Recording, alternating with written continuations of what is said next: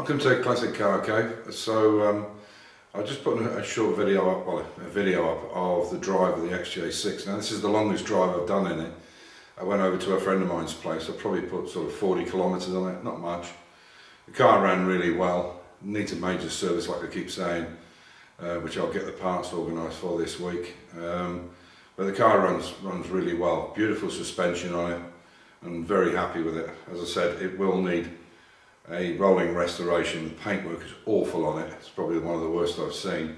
But what I want to do this week is get the E-type off the ramp and fit these wheels that I got from Bangers and Catch or Matheson's and Sons. And I'm going to leave them without the black piece here. I'm going to try them on, just make sure they fit right. And I'll put a tyre on one to check it front and back. And just see how they look on the car.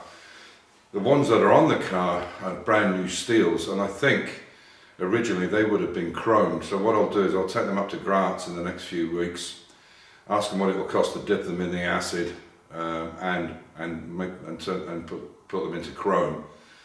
If they're reasonable, I'll do it.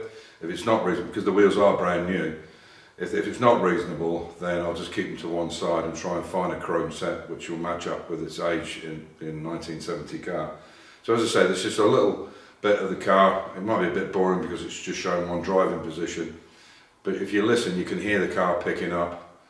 I do need some sort of clutch adjustment on.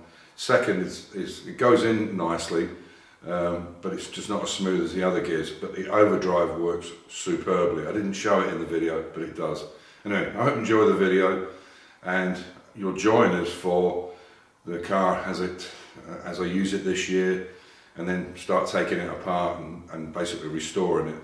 So I hope you join me for that journey. Take care. So as you can see by the gauge there, it's, if it shows up, it's 7,035 kilometres. And I think when I got the car off him it was 6.9 something. So I've done about 45 k's on it, something like that. Car's running great. It definitely needs a massive service. Probably, as I said, it probably hasn't been serviced for some period of time. This oil gauge here shit itself again. So not only do I think the electrical connection's bad, but I think the state of the oil in how gungy it is, I think it's probably gunged up the sender unit. So I'm going to put a new one on just to be safe. And as I say, give it a complete service, everything, fan belts, plugs, everything I can think of I'm going to put on it, because I think it deserves it. And as I say, run it as it is for this year, and then go from there. But it runs beautifully, suspension super.